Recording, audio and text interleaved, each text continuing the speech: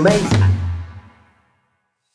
Gamers, as much as I love gaming, LG Electronics kind of made me care about TVs more than I used to.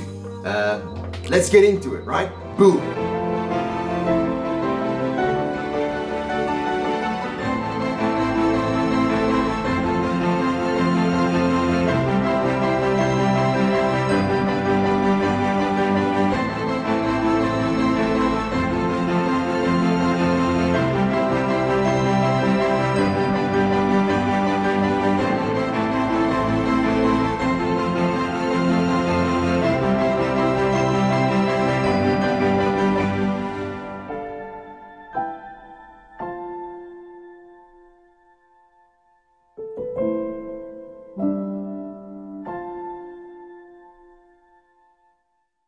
I totally get why from all their TVs LG asked me to take a look at the CX, because there is a point I want to make today.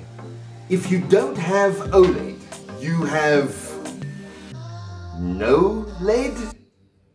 OMG, Dad. I'm not going to recreate the wheel here, right? If you want to see highly technical specification videos on this TV, I'm going to post some links for you in the description. They are totally worth the watch, so make sure you do it. I'm going to make my point today with a single image, or rather multiple images from the exact same thing. And it would be all you need to know, really, as far as concerned OLED versus LED versus LCD versus QLED, whatever the case might be. I'm just going to show you this one single image, or the series of a couple of images of the exact same thing, and you can check for yourself. You guys will remember that at the end of last year we took a trip to LG Electronics SA's head office in Midrand, and they gave us access to their showroom. We were able to play on the Xbox Series X in front of 80-inch, 450,000 Rand OLED TVs, 8K OLED TVs. We were able to play on the CX55, we were able to play on the NanoCell 55-inch as well. But there was one thing in that showroom that really blew my mind, and it would change my perspective of what I want out of a TV, basically forever. Are you ready to see it? Are you ready, kids? Aye, aye, Captain! Are you sure? Are you ready? Story of my life, let's just get there. Okay. Alright, and this was it. What you are looking at is the top TV, is the LG OLED CX. The bottom TV is the NanoCell, also 120 Hertz or frame per second panel. But the top TV is your OLED, and the bottom TV is your regular LED that's got the backlight on the panel. Let me make one thing very clear, that we made sure that both these TVs were set up to make the best possible impressions. So it wasn't that one TV, the NanoCell, was tuned down so that the OLED could look better. Because some of you, I know, the colors on the OLED are way more brighter and they are standing out quite a lot more, where the colors on the NanoCell LED backlit TV is looking a little bit washed out, especially when you take a look at the blacks in front of the background black. Now the really cool thing is that both these TVs separately look incredible, alright?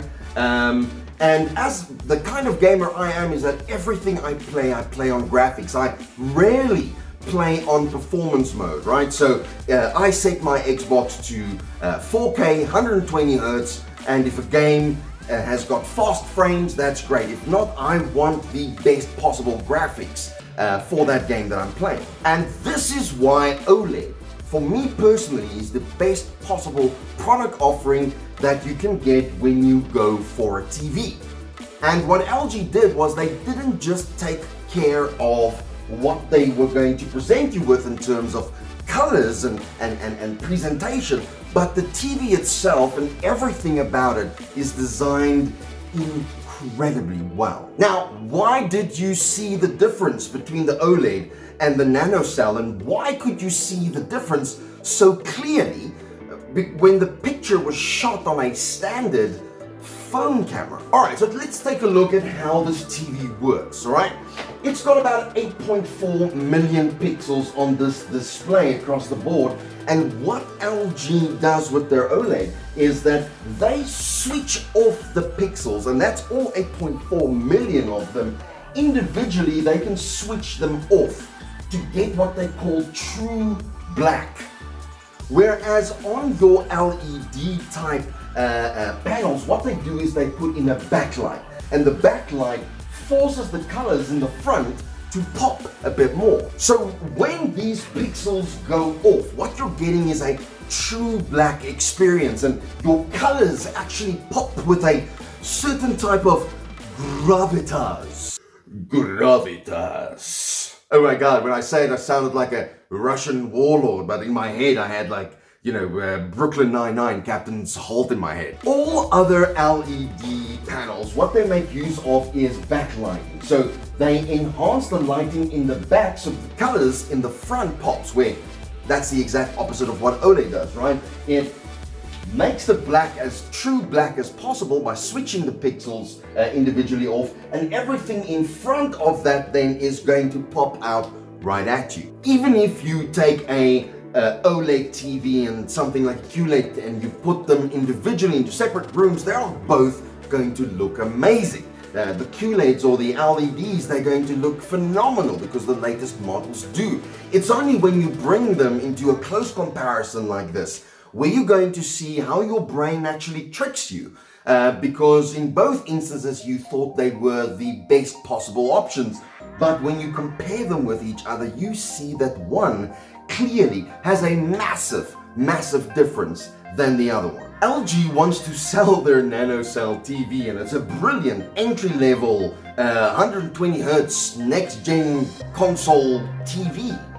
Why would they put them in this situation so that you can see the massive leap that the LG CX TV has over everything else? I think that's confidence, right? Confidence in an insanely good product that is designed with quite a lot of care and quite a lot of professionalism. You can feel and experience quality really in the first 5 minutes, even less than that, when you switch this on for the very first time. There's nothing wrong with LEDs, all right? Let me make that clear. I think they are perfectly capable, highly great panels. There isn't something else out there that can do what this panel does, and even with CES right around the corner, and maybe by the time of publishing this video it is already going on, this is going to be the best possible buy that you can get. And this is a 55-inch for under 30K at the moment. There isn't something better than this, and it's no reason that Xbox, I mean, it's a no-brainer that Xbox partnered with LG and that everybody's punting this exact TV. It's not a gimmick. It's not you're paying for the brand, because I swear that is what I originally said about this exact same panel. But you are paying for something way better than a brand name. But nothing, at least right now, can compare to this symphony of the audio-visual and conducted with a exquisite taste and introduced to you in the most elegant of presentations. This thing is amazing. The TV's got amazing onboard audio, probably one of the best that I've ever experienced personally.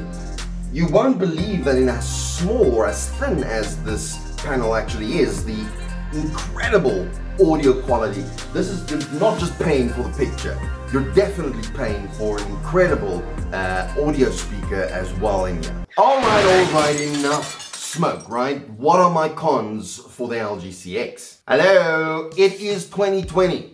I'm not sure why remote control still has number buttons. Okay, we can make this a lot more efficient. Am I nitpicking? Absolutely, it's very difficult to find cons, so I'm going with the controller.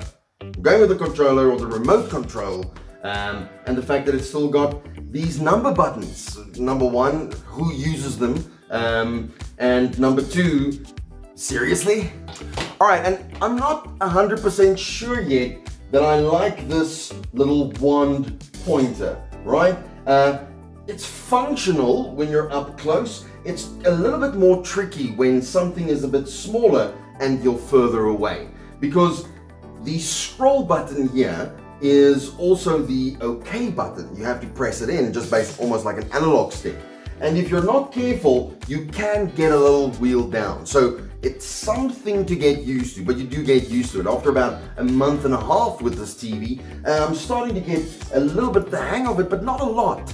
I'm not sure if I'm a fan of the one pointer. It's fun and it's a gimmick at first, but the more you use it, I think I'm just a lot more comfortable with click, click, press, and then it's done. All right. So I'm not sure how big of a fan I am about the one pointer. It's a great gimmick. All right. Like I said, it's a wonderful gimmick, but is it the absolute best thing we should use? I don't know. If your room is extremely well lit, you are going to experience a bit of a washout from the OLED, all right? Because those pixels are now being turned off and there's nothing that pushes it back. So all of that light gets absorbed via those off pixels. So in an extremely well lit room, you are going to be on par pretty much with all the backlit kind of panels out there. It is a bit of a schlep, but again, when I game, I like it to be the room to be as dark as possible. So this wasn't a specific issue for me, but when the windows are, or the curtains are all open and it's an extremely bright day, I am aware that my colors aren't popping as they are, for example, when it is dark. There is a chance of burn-in on OLED, right? But it's not like it was back in the plasma days. LG specifically have got a lot of methods to mitigate burn-in, whether that is, you know, screensaver on inactivity, or whether they have built-in screen washers, basically just to reset quite a lot of the pixels.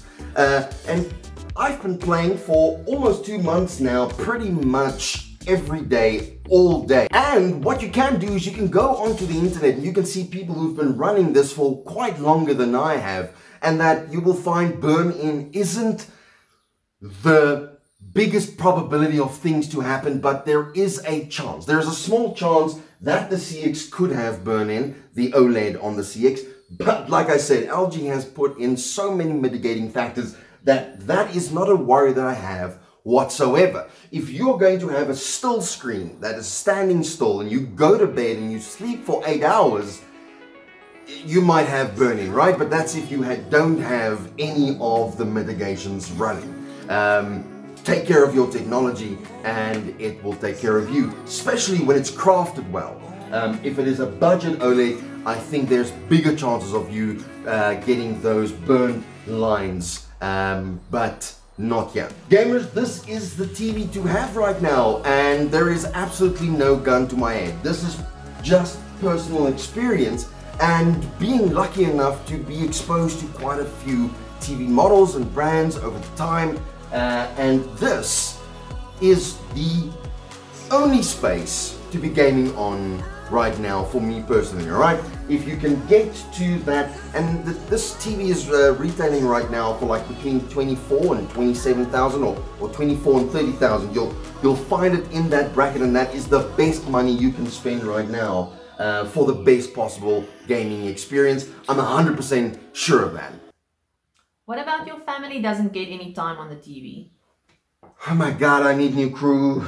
Gamers, this is Captain Kirk for XBPSA, and this has been quite an amazing experience for me to tell you about this amazing TV panel. Big thanks to LG Electronics South Africa for making this possible, letting me tell you about what it is that they have made, and the incredible support from everyone at LGSA. I really appreciate you. The gamers are behind you. This is an exciting time. LG CX. It's the only thing you should be having in your house right now.